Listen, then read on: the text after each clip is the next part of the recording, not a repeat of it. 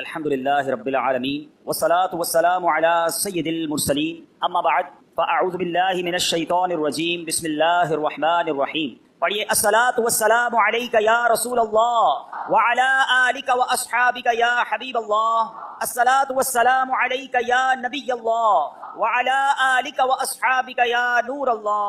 درود پاک پڑھنے کے بے شمار فضائل و برکات ہیں۔ مصطفیٰ جان رحمت، شمع بزم ہدایت، نوشہ بزم جنت، پیکر جود و سخاوت، منبع علم و حکمت صلی اللہ تعالی علیہ وسلم کا فرمان عالی شان ہے کہ تمہارا مجھ پر درود پاک پڑھنا تمہاری دعاؤں کا محافظ، رب عز و جل کی رضا کا باعث اور تمہارے اعمال کی پاکیزگی کا سبب ہے۔ تو گویا درود پڑھنا دعاؤں کا بھی محافظ ہے، دعاؤں کی حفاظت کرنے والا ہے، اللہ عز و جل کی رضا کا باعث ہے، رب راضی ہو جاتا ہے سبحان اللہ، اور اعمال کی پاکیزگی کا سبب ہے۔ کیوں نہ پھر درود پاک پڑھنا ہم اپنا معمول بنائیں۔ شاعر لکھتے ہیں نا، اعلیٰ حضرت امام اہل سنت بلکہ اپنے صلاۃ و سلام میں لکھتے ہیں، گرچہ ہیں بے حد قصور تم ہو عفو و غفور، گرچہ ہیں بے حد قصور تم ہو عفو و غفور، بخش دو جرم و خطا تم پہ کروڑوں در، ہم نے خطا میں نہ کی اور تم نے عطا میں نہ کی کوئی کمی سرورا، تم پہ کروڑوں کر کے تمہارے گناہ مانگے تمہاری پناہ، آقا تم کہو دامن میں آ تم پہ کروڑوں درود، صلو علی الحبیب صلی اللہ تعالی علی محمد صلی اللہ علیہ وسلم۔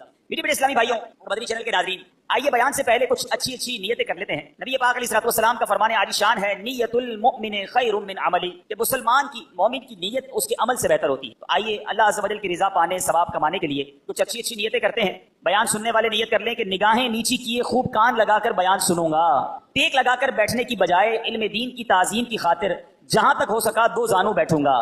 آپ میں سے جن کے لیے ممکن ہو وہ دو زانوں بیٹھ جائیں، جس طرح تحیات میں بیٹھتے ہیں، مزید برکتیں پائیں گے۔ ضرورتاً سمٹ کر دوسرے کے لیے جگہ کشادہ کروں گا۔ تو سائیں بھائی آ رہے ہیں ماشاءاللہ تعداد میں، تو ان کے لیے جگہ بھی کشادہ کرتے چلے جائیے گا۔ جب صلو علی الحبیب اذکروا اللہ اور توبوا الی اللہ وغیرہ سنا تو سن کر ثواب کمانے، صدا لگانے والے کی دل جوئی کے لیے بلند آواز سے جواب دوں گا۔ بیان کے بعد خود آگے بڑھ کر سلام و مصافحہ اور انفرادی کوشش کروں گا۔ اب جو موبائل فون نکالے بیٹھے ہیں ان سے بھی گزارش ہے کہ موبائل فون کو سائلنٹ کر کے اپنے جیب میں رکھ لیں تاکہ آپ کی توجہ بیان کی طرف رہے، آپ جس کام کے لیے آئے ہیں وہ توجہ سے سن سکیں۔ حضرت سیدنا عطا رحمۃ اللہ تعالی اپنے والد محترم سے روایت کرتے ہیں کہ ایک مرتبہ زمانے کے مشہور بزرگ حضرت سیدنا ابو مسلم خولانی رحمۃ اللہ تعالی کی زوجہ محترمہ نے آپ سے کہا کہ ہمارے پاس آٹا بالکل ختم ہو گیا ہے۔ یہاں موجود اسلامی بھائی بھی اور مدنی چینل کے ناظرین میں اگر کوئی تنگی کا شکار ہو، کوئی غربت کا شکار ہو، کوئی پریشانی کا شکار ہو، بہت غور سے یہ واقعہ سنیں۔ آپ کی زوجہ نے کہا کہ آٹا ختم ہو گیا ہے، اب روٹی کیسے بنے گی، کھانا کیسے بنے گا؟ آپ نے اپنی زوجہ محترمہ سے فرمایا کہ تمہارے پاس کچھ رقم ہے جس سے آٹا خریدا جا سکے؟ تو اس نے عرض کی کہ جی میرے پاس 1 درہم ہے جو اون بیچ کر حاصل ہوا ہے۔ آپ نے فرمایا لاؤ وہی درہم مجھے دے دو تو میں بازار میں جا کے لے آتا ہوں۔ آپ دکان پر آٹا لینے گئے، گھر میں 1 ہی درہم اور اس درہم کا بھی آٹا لینا ہے جس کا کھانا کھانا ہے۔ جب آٹے والے کی دکان پر پہنچے تو ایک فقیر وہاں آن پہنچا اور اس فقیر نے کہا کہ اے ابو المسلم خولانی ایسا کرو یہ 1 درہم مجھے دے دو، مجھ پر صدقہ کر دو۔ آپ وہاں سے پلٹے، تھوڑا آگے گئے، دوسری دکان پر گئے، فقیر وہاں بھی آ گیا، کہنے لگا یہ 1 درہم آپ مجھ پر صدقہ کر دیں۔ فقیر پیچھے لگا رہا، آخرکار آپ نے وہ 1 درہم جو گھر سے لے کر آئے تھے آٹے کے لیے اس فقیر پر صدقہ کر دی۔ ایمپٹی ہینڈڈ، خالی ہاتھ ہو گئے۔ سوچنے لگے اب گھر والوں کو کیا جواب دوں گا، اللہ کی راہ میں صدقہ تو کر دیا ہے، اب گھر واپس لوٹوں گا کیا بتاؤں گا، کھانے کے لیے انتظار میں ہے، آٹا لینے گیا ہوں تو اب خالی تھیلا لے کر آئے تھے گھر سے۔ تو آپ نے لکڑی والے کی دکان پر گئے جو لکڑی کا کام کرتا ہے، کارپینٹر جو ہوتا ہے، جب آپ نے دیکھا ہوگا برادہ پڑا ہوتا ہے، چورا بالکل، آپ نے اس تھیلے میں برادہ بھر لیا اور تاکہ تھیلا بھر جائے اب گھر گئے، دستک دی، تھیلا پکڑایا اور خود فوراً باہر سے چلے گئے۔ میں منہ کیا دکھاؤں گا گھر والوں کو، چلو وہ تھیلا پکڑ کے اندر جائیں، اتنی دیر میں گھر سے دور چلا جاؤں۔ آپ دور چلے گئے، گھر والوں نے تھیلا کھولا تو اس میں نہایت عمدہ قسم کا آٹا موجود تھا، بڑا زبردست آٹا۔ گھر والوں نے روٹیاں بنائی، انتظار کر رہے ہیں کہ حضرت کب آئیں گے۔ اب آپ شرمندہ، آپ باہر گھوم رہے ہیں کہ وقت گزر جائے، گھر والے سو جائیں، وقت جو ہے وہ بھوک کا ٹائم تھوڑا گزر جائے۔ آپ سارا دن گھر نہیں گئے، آپ کی زوجہ محترمہ انتظار کرتی رہی۔ اب آپ رات کو چپکے سے داخل ہونے لگے کہ گھر والوں کی ڈانٹ بھی سننی ہے کہ ہم نے پیسے دیے تھے آٹا لانے کو، آپ لکڑی کا برادہ دے گئے، مگر ان کو نہیں پتا تھا اندر کہانی کچھ اور ہو گئی۔ اب آپ کی فیملی انتظار کر رہی ہے کہ کب آئیں، بھوکے ہیں، ان کو اتنا اچھا ہمیں آٹا دے کر گئے، بہترین قسم کی روٹیاں بنی ہیں، آئیں تو حضرت کو کھانا پیش کیا جائے۔ آپ چپکے سے گھر میں داخل ہوئے تو آپ کی زوجہ محترمہ فوراً سامنے آ گئی۔ اب آپ شرمندہ، مگر آپ کی زوجہ محترمہ بہترین قسم کی روٹیاں انہوں نے سامنے پیش کی۔ آپ حیران ہوئے کہ یہ کہاں سے آیا؟ تو آپ کی زوجہ نے کہا یہ اسی آٹے کی روٹیاں ہیں جو آپ لائے تھے۔ جب یہ سنا تو آپ کی آنکھوں میں آنسو آ گئے، آپ رونے لگے، آپ نے پروردگار کا شکر ادا کیا کہ اس نے میری لاج رکھ لی اور مٹی کو عمدہ آٹے میں تبدیل فرما دیا۔ کیوں کرنا میرے کام بنے غیب سے حسن، کیوں کرنا میرے کام بنے غیب سے حسن، بندہ بھی ہوں تو کیسے بڑے کارساز کا۔ اے میرے بیچ اسلامی بھائیوں اور مدنی چینل کے ناظرین، یاد رکھ صدقہ دینا، محتاجوں کی مدد کرنا، ان کی خیر خواہی کرنا، یہ اللہ عز و جل کو اس قدر پسند ہے کہ جو مسلمان اخلاص کے ساتھ، دیکھیں یہ ایک شرط ضرور ہے، اخلاص ہونا ضروری، اللہ کی رضا کی نیت ہونا ضروری ہے. دکھلاوا، واہ واہ، نام ہو جائے یا کسی کو صدقہ دے کر احسان جتائے، یہ تو الٹا ظلم ہے. یاد رکھیے یہ بہت بڑی غلطی لوگ کرتے ہیں. بلکہ قرآن کہتا ہے اے ایمان والو اپنے صدقات کو ضائع مت کرو احسان جتا کر، تکلیف دے کر. اب یہاں کسی کو پیسے دیے، الٹا پھر اس کو یاد دلاتے، یاد ہے نا تمہیں نوکری لگائی تھی، یاد ہے نا تمہیں جناب میں نے قرضہ دیا تھا، وہ دن بھولے تو نہیں کہ بچے کی شادی کروائی تھی. کتنا ذلیل ہوتا ہوگا شخص، کتنا دل دکھتا ہوگا اس کا. ذرا غور کیجئے میٹھے اسلامی بھائیوں، کبھی بھی کسی کی مدد کریں احسان نہیں جتانا، اللہ کے لیے، اللہ کی رضا کے لیے کام کیا تو اخلاص کے ساتھ جو لوگوں کے دل خوش کرتے ہیں سبحان اللہ، تو اللہ تبارک و تعالیٰ اور ایسے بندے کو محتاجی کے باوجود کسی کے آگے شرمندہ نہیں ہونے دیتا، بلکہ اس کی سوچ سے بڑھ کر نوازتا. بعض اوقات کچھ لوگ صدقہ دیتے، خیرات دیتے، اللہ کی راہ میں خرچ کرتے وقت یہ سوچتے ہیں کہ دوسروں کو دے دیں گے تو ہمارا کیا ہوگا، ہمارے کام کیسے بنیں گے، سب کو بانٹ دیں گے تو ہمارے رزق کا کیا ہوگا. غور سے سنیے، حضرت سیدتنا اسماء رضی اللہ تعالی عنہا فرماتی ہیں نبی پاک علیہ الصلوۃ والسلام نے مجھ سے ارشاد فرمایا صدقہ و خیرات مت روکو، صدقہ و خیرات مت روکو، کہیں تمہارا رزق نہ روک دیا جائے. جو لوگ بعض اوقات تنگی کا شکار ہوتے ہیں نا، تو چیک کریں یار میں نے صدقہ خیرات دینا تو نہیں روک دیا، میں نے اللہ کی راہ میں خرچ کرنا تو نہیں روک دیا. یہ خرچ کرنا ہی ملٹیپلائی کر کے واپس لاتا. ایک اور روایت میں آتا ہے گن گن کر خرچ نہ کرو ورنہ وہ رب کریم بھی تمہیں گن گن کر عطا فرمائے گا. جو لوگ گن گن کر دیتے ہیں نا، بس بھائی زکات پوری ہو گئی، اتنا ہی دینا تھا، اب اگلے سال آنا. ارے رب کریم تمہیں عطا فرمائی جا رہا ہے، تم بھی بانٹے چلے جاؤ، تم بھی دیتے چلے جاؤ، وہ اور اپنے خزانوں سے عطا فرمائے گا.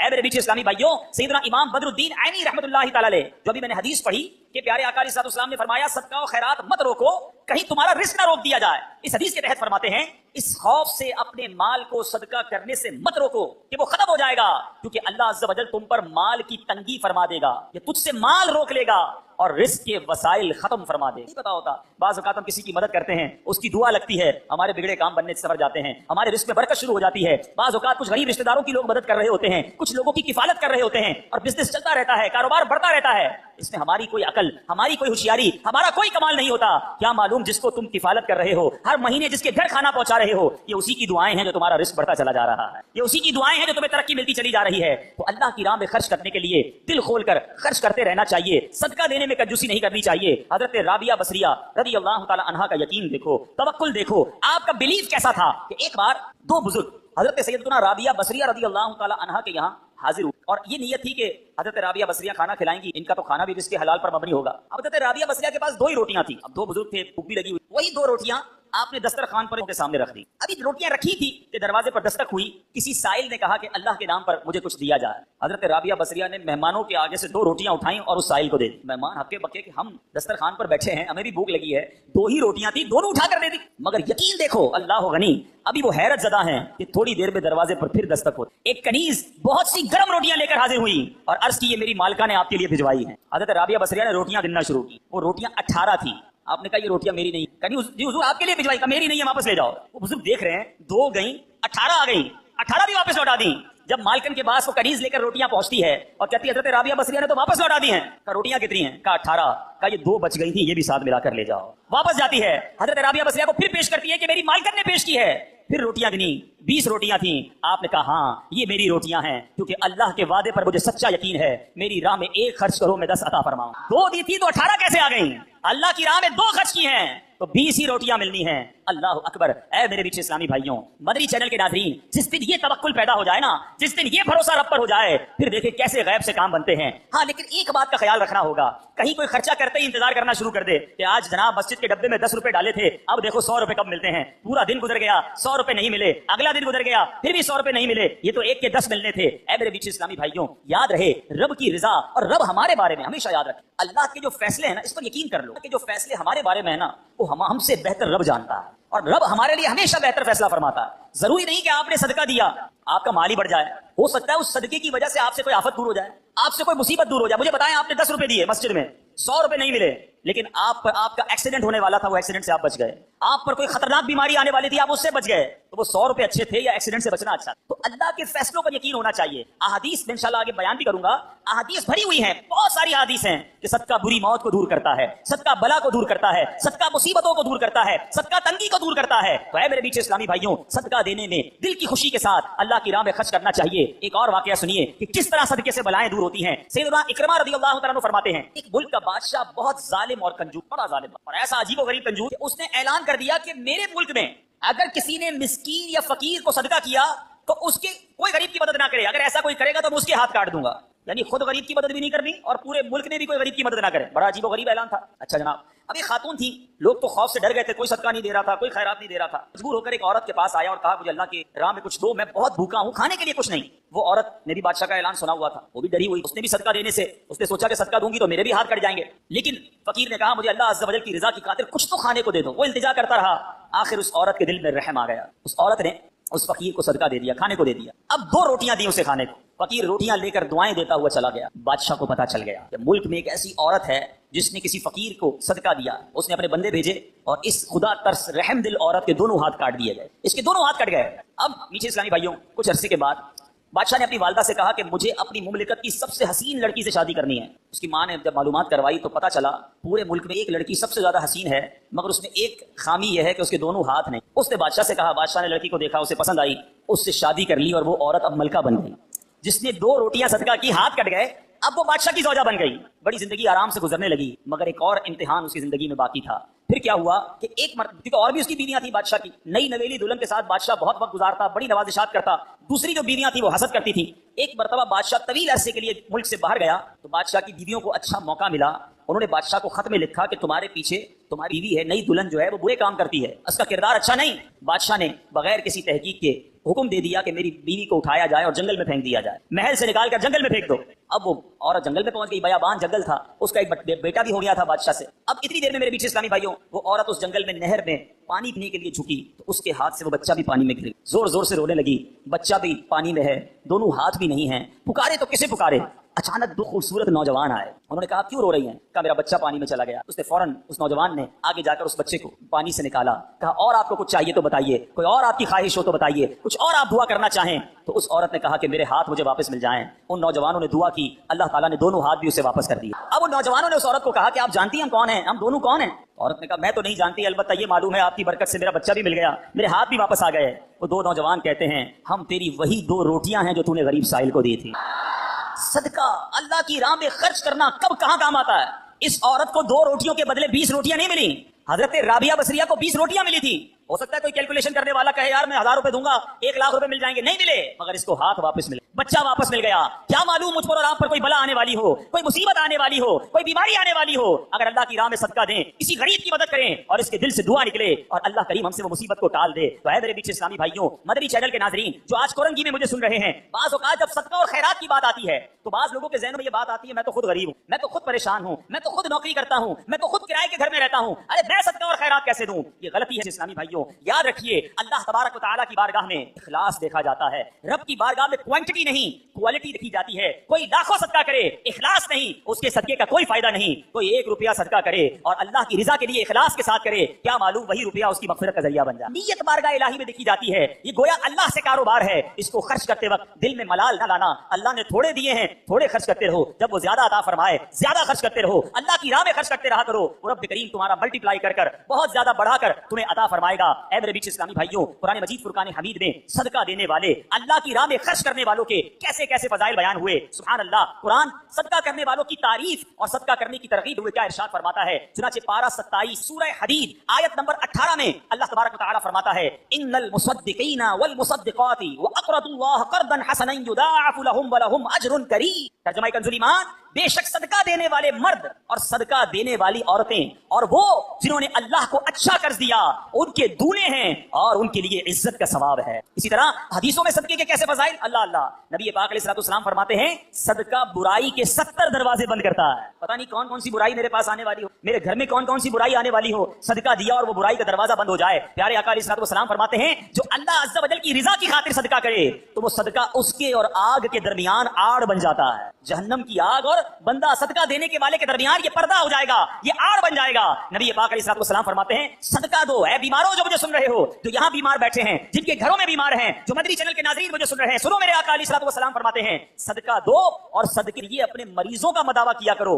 بے شک صدقہ حادثات اور بیماریوں کی روک تھام کرتا ہے. اور یہ تمہارے اعمال اور نیکی اضافے کا باعث ہے. سبحان اللہ. بیماریاں دور ہو جائیں, حادثے دور ہو جائیں. میں کہتا ہوں ساری دنیا کی دولت ہو ہمارے پاس, اور اللہ نہ کرے کوئی ایسا ایکسیڈنٹ ہو جائے کہ نہ بندے کے پیر رہیں نہ ہاتھ رہیں اور معذور ہو جائے, پھر دولت کس کام کی؟ اللہ صحت دے, عافیت دے, حادثات سے بچائے, آفتوں سے بچائے. بے شک زندگی میں پیسے تھوڑے ہوں, اس سے بڑی کون سی نعمت ہے؟ تو اے میرے اسلامی بھائیوں, اگر آپ حادثات سے بچنا چاہتے ہیں, بیماریوں سے بچنا چاہتے ہیں, آپ مصیبتوں سے بچنا چاہتے ہیں, صدقہ دینے کی عادت اپنائیں. صبح و شام صدقہ دینے کی عادت اپنائیں. نبی پاک علیہ الصلوۃ والسلام فرماتے ہیں صبح سویرے صدقہ کا ادا کرو. یہ رات میں بھی نہ چاہیے, مگر صبح سویرے صدقہ دینا. کیا فرمایا آقا نے؟ تو سویرے صدقہ دو کہ بلا صدقے سے آگے قدم نہیں بڑھاتی, بلا کو انٹرسپٹ کر دیتا ہے, بلا کو روک لیتا ہے صدقہ. ہمیں صدقہ دینا چاہیے. اے میرے بیچ اسلامی بھائیوں, اب کس طرح آفتیں ہوتی ہیں, اس قدر واقعات ہیں کہ ایمان تازہ ہو جاتا ہے. سیدنا اکرمہ رضی اللہ عنہ فرماتے ہیں نبی پاک علیہ الصلوۃ والسلام نے فرمایا, پیارے آقا کی حدیث, اور یہ حدیث میرے آقا فرماتے کہ ایک عورت کے منہ میں لقمہ تھا, عورت خود کھا رہی تھی, لقمہ تھا, اتنے میں سائل نے آواز لگائی تو اس نے وہ لقمہ سائل کو کھلا دیا, خود کھاتے کھاتے کسی کو کھلا دیا. یہ بھی بات سمجھنے والی ہے. اللہ کی بارگاہ میں صدقہ بالکل دینا چاہیے, خرچ کرنا چاہیے, مگر ہم کون سا خرچ کرتے ہیں؟ جو بچ گیا, کھانا بچ گیا, چلو بھائی کسی غریب کو کھلا. کپڑے پھٹنے والے ہو گئے, چلو کسی غریب کو دے دو. چھوٹے ہو گئے کپڑے, چلو کسی غریب کو دے دو. اچھا سردیاں آ گئی, اب گرمیاں آ گئی ہیں, کمبل پرانے پھٹ گئے, ہمارے گھر کے لیے نئے لینے, چلو یہ پھٹے ہوئے کمبل کسی کو دے دو. ایوری تھنگ, وہ تمام چیزیں تو میرے اور آپ کے استعمال میں نہیں, وہ اللہ کی راہ میں دے. اللہ کی راہ میں معاذ اللہ پھٹا پرانا ضائع ہونے والا گرا پڑا دینا ہے. میں یہ نہیں کہتا جو یہ دیتا ہے اس کو ثواب نہیں ملتا, مگر اپنے دل سے پوچھو, اپنے لیے خرید رہے ہیں تو شاندار کپڑا, بچوں کے لیے خرید رہے ہیں تو بہترین کھانا, اپنے لیے سویٹر سردی میں خرید رہے ہیں تو اچھے ویسے اچھا والا, اللہ کی راہ میں دینا ہے تو پرانا والا پھٹا ہوا. اپنے دل سے پوچھو یہ کیا کر رہے ہو. بلکہ ہمارا تو مائنڈ سیٹ ایسا عجیب و غریب بن گیا ہے, گھر میں 4 بچے ہو نا, ایک بیٹا بڑا زبردست ہوشیار, سبق بھی اچھا یاد کرتا ہو, ہم کہتے ہیں یار یہ اس کو ڈاکٹر ہے. دوسرا وہ حساب کتاب میں بڑا تیز ہے, چھوٹا ہے لیکن حساب بہت اچھا کرتا ہے, اس کو اکاؤنٹنٹ بنائیں گے. اچھا تیسرا وہ گھر کے سارے پردے ٹھیک کر لیتا ہے, تو اپنے کھلونے بھی ٹھیک کر لیتا ہے, بڑا دماغ چلتا ہے, اس کو انجینئر بنائیں گے. اچھا جناب. چوتھا کی زبان بہت شرارتی ہے, کچھ بھی سبق یاد نہیں کرتا, پیر بھی لنگڑاتا ہے اس کا, تھوڑا سا معذور بھی ہے, اس کا کیا کریں گے؟ یہ مدرسے میں دے دو. اب اپنے آپ سے, اپنے گھر کا بہترین بچہ نہیں,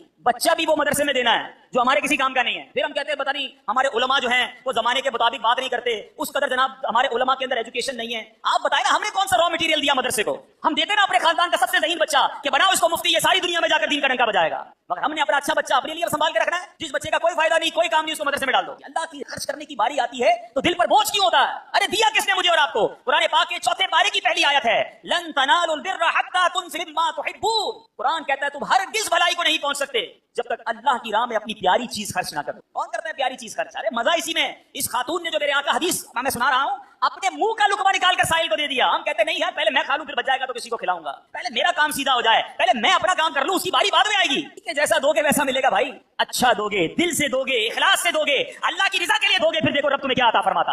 اب سنو اس عورت کو کیا ملا, اپنا لقمہ نکال کر فقیر کو کھلا دیا, خود کھا رہی تھی. اب کیا ہوا کے بعد اس عورت کے یہاں بچے کی ولادت ہوئی, عورت کے یہاں بچے کی ولادت ہوئی. کچھ بڑا ہوا, بھیڑیا اٹھا کر لے بھاگتی بیٹا.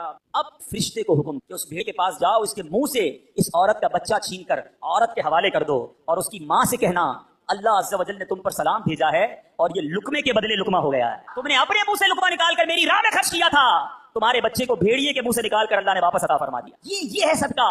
مگر میں دوبارہ عرض کر رہا ہوں, صدقہ دیں خوش دلی کے ساتھ, اچھی نیتوں کے ساتھ. اس میں شیطان اس قدر مردود ہے, ایسا بکار ایک پن سے نیکی ہونے نہیں دیتا. نیکی ہو جائے تو بچنے نہیں دیتا. اب نیکی ہو گئی نا تو پیٹ میں گڑگڑ. اب بتاؤ کسی کو بھائی میں نے غریب کو 5,000 دیے ہیں, میں نے اسی کی شادی کرائی ہے, میں نے مسجد میں قالین بچھائے ہیں, آج کل بڑی گرمی تھی جناب, اللہ کا شکر ہے میں نے مسجد میں کولر لگا کر دیا. کیوں بتانا ہے سب کو؟ ذرا صدقہ کیا, اب سب کو بتانا ہے. اعلان کرواتے ہیں امام صاحب, اب امام صاحب نہیں ہے ورنہ وہ بتاتے کہ خاص طور پر پرچی آئے گی کہ فلاں حاجی صاحب کے لیے خاص دعا کریں, مسجد کے لیے 5,000 روپے دیے, مسجد کے لیے پنکھا لگا کر دیا ہے, مسجد کے لیے کولر لگا کے دیا. کیوں میرا اور آپ کا دل چاہتا ہے کہ میرا خاص اعلان ہونا چاہیے, میرے نام لے کر بتائیں لوگوں کو کہ میں نے یہ خرچہ کیا ہے. اپنے آپ سے پوچھو کہ اللہ کے لیے خرچ کر رہے ہو یا لوگوں کو بتانے کے ضائع کر دیتے, خرچ کر کے ضائع. اور غلطی کیا کرتے ہیں کہ جو عام غریبوں کی مدد کرتے ہیں ان پر احسان سب جتاتے ہیں. اتنا سخت, اتنی شدید دل آزاری ہے. میں ایک واقعہ نہیں بھولتا, بزنس مین تھے, ان کے پاس گیا اور ہم گئے تھے دعوت اسلامی کی احتیاط کے لیے. بہت پیسے والا شخص تھا, ہم بیٹھے تھے, چائے لے کر ایک ملازم. اب یقین کریں اس بندے نے اس ملازم کے سامنے کہا کہ میں نے اس کی شادی کر, اس کو گھر دلوایا ہے, پوچھے اس سے. مجھے کہتا پوچھے اس سے. میں اس ملازم کو دیکھ رہا تھا, یعنی ایسا فیل ہو رہا تھا کہ اس کا جی چاہ رہا تھا زمین پھٹے اور میں اندر چلا جاؤں. آپ کیا چاہتے ہیں یہ کہہ کر؟ اپنے صدقے دے کر کسی کو ذلیل کرنا چاہتے ہو؟ اپنے بارے میں سوچو نا کہ مجھے کبھی کسی سے مدد لینے کی ضرورت پڑے اور مجھے بعد میں وہ کہے کہ میں نے تمہارے ساتھ 4 آدمیوں کے سامنے کہے تمہارے ساتھ یہ بھلائی کی, تو بندہ کتنا افسردہ ہو کہ یار میں سے کیا مدد لے لی. تو جب یہ بہت بڑی غلطی ہے. یہ صدقہ تو گیا, صدقہ تو ضائع ہو گیا. قرآن کہتا ہے اپنے صدقوں کو ضائع مت کرو, الٹا گناہ ہو گیا, آپ نے دل آزاری کی, اسے ذلیل کیا. اللہ اکبر. امہات المومنین حضرت عائشہ صدیقہ رضی اللہ تعالیٰ عنہ, اور ایک اور ہماری اپنی طریقہ سنو, اسلاف کیسے تھے. اللہ اکبر. اپنے غلام کو پیسے کہتی جاؤ کسی غریب کو صدقہ کر کے آؤ, دعا نہ کر. کیوں کہ صدقے کا بدلہ اللہ سے لیں گے. اچھا اگر وہ کوئی دعا دے دیتا تو کہتی دعا نوٹ کروا کے آنا, نوٹ کر کے آنا. اب وہ غلام آ کے بتاتا کہ اما حضور میں نے ایک غریب کو پیسے دیے، آپ کا دیا ہوا صدقہ دیا، اس نے آپ کو یہ والی 4 دعائیں دی ہیں، آپ ہاتھ اٹھاتی اور وہی 4 دعائیں اس غریب کے حق میں کرتی، فرماتی دعا کا بدلہ دعا ہو گیا، صدقے کا ثواب اللہ سے لیں گے۔ یہ مائنڈ سیٹ کہ ہم کسی سے کیوں مدد چاہیں، ہم کسی سے ریپلائی کیوں چاہیں۔ ہمارا ایک اور طریقہ کیا ہوتا ہے، اچھا یا تو احسان نہیں جتائیں گے نا، تو صدقہ دے کر کیا کہیں گے، اب جس کو صدقہ دیا نا یا جس کی مدد کی، گھر بنا دیا، شادی کر دی، قرضہ دے دی، میں تمنا بھی جاؤں میری عزت کرے، رسپیکٹ کرے، مجھے چائے پہ بلائے، میں اس کے گھر جاؤں تو اسپیشل طریقے سے بٹھائے، مجھے کیوں تمنا ہے کہ جو میں نے صدقہ دیا ہے اس کا ریپلائی ملے۔ بلکہ یہاں تک ہوتا ہے کسی کو عمرے پہ بھیج دینا، کوئی مدینے بھیج دے، عمرے پہ بھیج دے، ہر چکر میں میرے لیے دعا کرنا، ہاں میرے نام کا عمرہ کرنا، بار بار سرکار کی بارگاہ میں میرا سلام پیش کرنا صلی اللہ تعالی علیہ وسلم۔ خود سوچئے کہ آپ جو دے رہے ہیں اس کا بدلہ چاہ رہے ہیں، ارے آپ دے دیجئے اور اللہ سے بدلے کی امید رکھیے، وہ رب کریم بہترین بدلہ عطا فرمائے گا۔ تو بہرحال میرے بیچ اسلامی بھائیوں، آج یہ ذہن بنا لیجئے کہ ہم نے انشاءاللہ ہر حال میں، غربت میں، تنگی میں، فراخی میں، کشادگی میں، ہر عالم میں انشاءاللہ ہم صدقہ اور خیرات کرتے چلے جائیں گے۔ اعلی حضرت امام اہل سنت نے دیکھو کیسے فوائد لکھے، سنتے جائیے، جھومتے جائیے اور زور زور سے سبحان اللہ کہتے جائیے۔ اعلی حضرت فرماتے ہیں صدقہ دینے سے عمریں زیادہ ہوں گی، رزق کی وسعت اور مال میں کثرت ہوگی، اس کی عادت سے کبھی محتاجی نہ ہوگی، خیر و برکتیں پائیں گے، آفتیں بلائیں دور ہوں گی، بری قضا ٹلے گی، 70 دروازے برائی کے بند ہوں گے، 70 قسم کی بلا دور ہوگی، ان کے شہر آباد ہوں گے، شکستہ حالی دور ہوگی، خوف اندیشہ زائل اور اطمینان خاطر حاصل ہوگا، مدد الہی شامل ہو جائے گی، رحمت الہی ان کے لیے واجب ہوگی، ملائکہ ان پر درود بھیجیں گے، رضا الہی کے کام کریں گے، ان کے گناہ بخشے جائیں گے، مغفرت ان کے لیے واجب ہوگی، ان کے گناہوں کی آگ بجھ جائے گی، روز قیامت دوزخ سے امان میں رہیں گے، آتش دوزخ ان پر حرام ہوگی، اور اللہ نے چاہا تو نبی پاک کی صدقے سب سے پہلے داخل جنت ہوگا۔ نہ صدقہ و خیرات کریں، پھر کیوں نہ اللہ کی راہ میں خرچ کریں، ارے دیا بھی رب نے ہے، میرے اور آپ کے پاس تو کچھ بھی نہیں نا اپنا، کس نے دیا ہمیں، اللہ نے دیا، اللہ نے دیا، اسی کی راہ میں خرچ کریں، پھر وہ انعام بھی دے، ملٹیپلائی کر کے عطا بھی کرے، پھر بھی اسی کریں، ایسا نہیں کرنا چاہیے۔ اور جو بانٹنے والا، ایک تعریف آپ سمجھ لیں، 4 قسم کے لوگ ہوتے ہیں، ایک ہوتا ہے جواد، کی عادت ہوتی ہے جھوٹ، ایک ہوتا ہے سخی، جواد کے بعد آتا ہے سخی، پھر کنجوس جس کو عربی میں بخیل کہتے ہیں، اور ایک اس سے بھی نیچے کا درجہ ہے جس کو کہتے ہیں شوہ۔ ٹھیک ہے، اب ان چاروں کی تعریف سمجھ لیں۔ جواد کون ہوتا ہے؟ جواد وہ ہوتا ہے جو اپنی ذات پر خرچ نہ کرے، دوسروں پر خرچ کرتا رہے، اور ہمارے آقا جواد ہیں۔ نبی پاک اعلیٰ حضرت لکھتے ہیں نا، واہ کیا جود و کرم ہے شہ بتہاتے، نہیں سنتا ہی نہیں مانگنے والا تیرا۔ آقا بانٹتے بانٹتے بانٹتے، یہاں تک روایتوں میں لکھا کہ نبی پاک کے پاس کوئی ظاہری نعمت ہوتی، صحابہ آتے، نبی پاک بانٹتے رہتے، اب ظاہری نعمت ختم ہو گئی، اب کوئی سائل آ جاتا، آقا یہ نہ فرماتے میرے پاس ختم ہو گیا ہے، نہیں ہے، فرماتے جاؤ فلاں دکان سے میرے نام سے خرید لو، اس کو رقم میں ادا کر دوں گا۔ جواد، نہیں سنتا ہی نہیں مانگنے والا تیرا، اس وصف تک تو شاید ہم نہ پہنچ سکیں۔ اب آتے ہیں سخی۔ سخی کیا ہے؟ کی تعریف یہ ہے جو اپنی ذات پر بھی خرچ کرے اور دوسروں پر بھی خرچ، یہ بندے کو بننا چاہیے، سخی ہونا چاہیے۔ پھر آتے ہیں بخیل، کنجوس۔ کنجوس یہ جو اپنی ذات پر خرچ کرے، کسی اور پر خرچ نہ کرے، بس میں اپنا ہی کروں گا، کسی اور کا نہیں، زکات بھی نہ دے، پورے صدقے بھی ادا نہ کرے، یہ ہے بخیل۔ اور چوتھا اس سے بھی گیا گزرا، وہ کون ہے؟ شوہ، عربی میں کہتے ہیں وہ شخص ہے، انگریزی میں اسے کہتے ہیں اسٹنجی، مجھے اردو کا لفظ نہیں مل رہا، مکھی چوز کہہ لیں اس کو، واللہ عالم۔ وہ شخص ہے جو نہ اپنی ذات پہ خرچ کرے نہ کسی اور پر خرچ کرے۔ ایسے بھی ہوتے ہیں خود بھی فقیر، اتنا پیسہ ہے، اپنے اوپر بھی خرچ نہیں کرنا، کپڑے بھی نہیں سلوانے، کھانے بھی نہیں پکانے، بچوں کو بھی نہیں دینا، باہر بھی نہیں دینا۔ ایسے لوگوں کے تو پھر بچے بھی انتظار کرتے ہیں کہ کب ابا جائیں گے دنیا سے، تو پھر ہماری باری آئی۔ اللہ ہمیں بخیل اور شو ہونے سے بچائے، سخاوت کی نعمت عطا فرمائے۔ اب حدیث سناتا ہوں، یہ دونوں تعریف کیوں بیان کی، حدیث پاک سنیں گے تو آپ کو سمجھ آئے گا کہ سخاوت اللہ کو کتنا پسند ہے اور سخی اللہ کو کتنا پسند ہے۔ عن ابی ہریرہ قال قال رسول اللہ صلی اللہ علیہ وسلم السخی قریب من اللہ، قریب من الجنہ، قریب من الناس، بعید من النار۔ سخی جو ہے وہ 3 چیزوں کے قریب، ایک سے دور ہوتا ہے۔ آقا فرماتے ہیں سخی اللہ کے قریب ہوتا ہے، سخی جنت کے قریب ہوتا ہے، سخی لوگوں کے قریب ہوتا ہے، ہاں ایک چیز سے دور ہوتا ہے۔ یہ بات فرماتے ہیں بعید من النار، وہ دوزخ سے دور ہوتا ہے نا، خوش نصیب۔ اب اسی حدیث کا اگلا حصہ سنو، آقا فرماتے ہیں والبخیل بعید من اللہ، اللہ سے دور، بعید من الجنہ، جنت سے بھی دور، بعید من الناس، وہ لوگوں سے بھی دور ہوتا ہے، قریب من النار، وہ جہنم کے قریب ہوتا ہے۔ اب غور کیجیے کیا بننا ہے، سخی یا بخیل، کنجوس؟ آگے میرے آقا فرمایا جاہل ہو اور سخی ہو، وہ اللہ کی بارگاہ میں مقبول ہے، افضل ہے کس سے؟ کہ سخی ہو، کنجوس ہو مگر عابد ہو، عبادت گزار ہے تب جاہل ہے مگر وہ جاہل سخی ہے، عبادت گزار کنجوس ہے وہ اللہ کو پسند نہیں ہے، سخی ہے مگر جاہل ہے وہ اس کی نسبت اللہ کی بارگاہ میں افضل ہے۔ تو اے میرے اسلامی بھائیوں، سخاوت کا وصف اپنے اندر رکھیے۔ ایک بڑی پیاری بات، کسی عالم سے پوچھا گیا کہ یہ بتائیے کہ سخاوت بہتر ہے یا شجاعت؟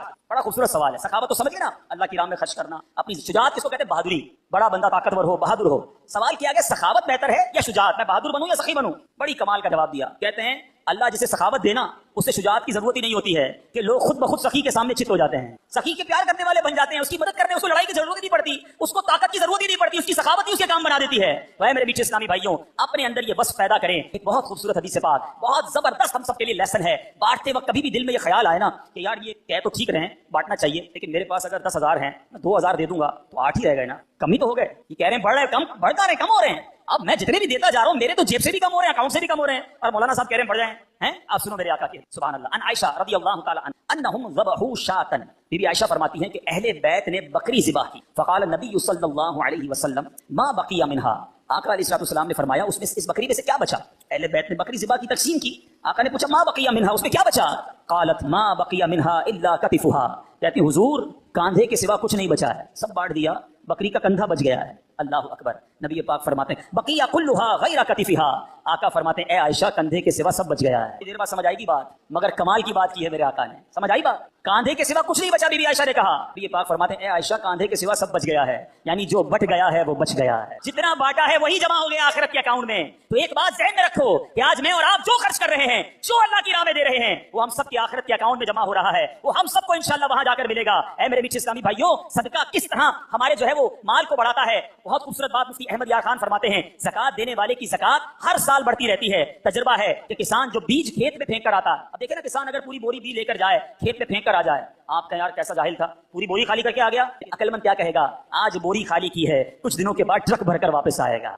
اسی طرح گھر کی جو ہے وہ مال سے جو صدقہ نکالتے ہیں، کنویں کا پانی آپ نے دیکھا ہوگا، جتنا کنویں سے پانی نکالے وہ بھرتا ہی رہتا ہے، وہ بھرتا ہی رہتا ہے، کنواں خالی نہیں ہوتا۔ تو اللہ کی راہ میں خرچ کرنے والا یقین رکھے کہ انشاءاللہ مال میں بھی برکت ہوگی اور آخرت کے اکاؤنٹ میں بھی جمع ہو جائے گا۔ تو بہرحال میرے بیچ اسلامی بھائیوں، باتیں تو بہت ساری ہیں، لیکن آج ہم سب یہ نیت کرتے ہیں اب اللہ تبارک و تعالیٰ کی راہ میں دل کھول کر خرچ کریں گے انشاءاللہ۔ خرچ کرنے کی جب بھی باری آئے، چاہے صدقہ ہو چاہے زکات ہو، سب سے پہلے اپنے غریب مستحق رشتہ داروں کو دیکھیے، یہ سب سے پہلے دیکھیے۔ بعض اوقات غلطی ہو جاتی ہے کہ انسان دوسروں کو بانٹتا ہے، غریب رشتہ دار پریشان ہوتے ہیں۔ حدیث پاک کا مضمون ہے اللہ تبارک و تعالیٰ ان لوگوں پر نظر رحمت نہیں فرماتا کہ جو غیروں کو بانٹتا رہے اور اس کے اپنے پریشان، اپنوں کو پہلے، اس کے بعد اپنے غریب رشتہ داروں کو دینے کے بعد پھر میں آپ سے عرض کروں گا کہ آپ کی دعوت اسلامی جو تبلیغ قرآن و سنت کی غیر سیاسی عالمگیر تحریک ہے، اس کے ساتھ اپنا تعاون ضرور کیجیے۔ لاکھوں لاکھ عاشقان رسول دعوت اسلامی سے وابستہ ہیں، نہ صرف اسلامی بھائی بلکہ اسلامی بہنیں، دعوت اسلامی کے جامعات، دعوت اسلامی کے مدرسۃ المدینہ، دعوت اسلامی کے مدرسۃ المدینہ آن لائن، اسی طرح میرے بیچ اسلامی بھائیوں مدنی چینل، جیلوں میں مدنی کام، غیر مسلموں میں مدنی کام، اور دنیا بھر میں دعوت اسلامی جو مساجد بنا رہی ہے۔ صرف اگر اسی شعبے کی بات کر لیں مسجدیں بنانے کے بارے میں،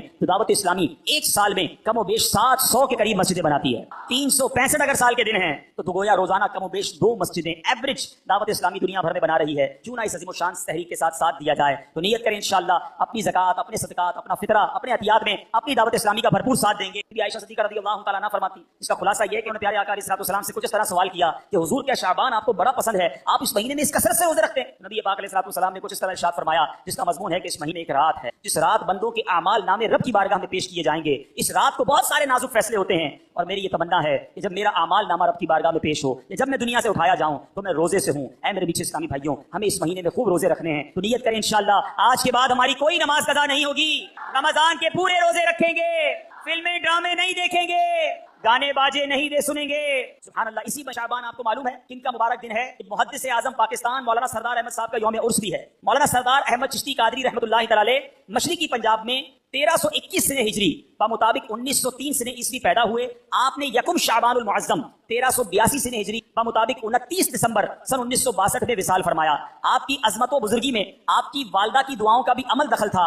آپ کی والدہ اکثر فرمایا کرتی تھی میرا یہ لاڈلا بچہ عظیم شخصیت کا مالک بنے گا۔ اللہ نے ماں کی دعاؤں کی برکت سے محدث اعظم پاکستان بنا دیا۔ اللہ کریم محدث اعظم پاکستان کے قبر منور پر کروڑوں رحمتوں کی بارش برسائے اور ہم سب کو ان کے فیوز و برکات سے مالا مال فرمائے۔ ہمیں بھی مدنی پھول ملتا ہے، بچوں کے لیے دعائیں کیا کریں۔ ماں باپ بعض اوقات بچوں کو کوسنے دیتے ہیں، تو برباد ہو جائے، تو ذلیل ہو جائے، تو خوار ہو جائے، ہیں معاذ اللہ۔ کبھی ہمیں نہیں پتا کون سا وقت قبولیت کا، ماں کی منہ سے بددعا نکلی اور بیٹا ہی برباد نہ ہو جائے۔ تو بچہ کیسا بھی ہو ماں باپ کو دعائیں دینی چاہیے۔ اللہ کی بارگاہ میں ماں باپ کی دعائیں بچے کے حق میں بہت جلد قبول ہوتی ہیں، سبحان اللہ۔ اور دوسری شعبان، سبحان اللہ، کس عظیم ہستی کا عرس ہے معلوم ہے آپ کو، جن کے ہم سب پیروکار ہیں؟ جی ہاں، سیدنا امام اعظم ابو حنیفہ رضی اللہ تعالیٰ عنہ، حضرت نعمان بن ثابت رضی اللہ تعالیٰ عنہ، ان کا یوم عرس جو ہے وہ 2 شعبان المعظم ہے۔ اللہ اللہ، امام اعظم کی کیا بات ہے۔ کروڑوں حنفیوں کے پیشوا امام اعظم ماہ رمضان اور عید الفطر میں ملا کر 62 مرتبہ قرآن پاک ختم کیا کرتے تھے، 62 ٹائمز قرآن پاک پڑھتے تھے۔ آپ ذرا سوچو عشاء کے وضو سے کئی سال فجر ادا کرتے رہے، رات بھر ان کی عبادت میں گزرتی، اب ہم سوچیں کہ ہمارا کیا حال ہے؟ حنفی تو کہلاتے ہیں مگر کیا ہمیں قرآن پڑھنا آتا ہے؟ کیا ہم نمازیں اور نوافل پڑھتے ہیں؟ اللہ ان بزرگوں کے صدقے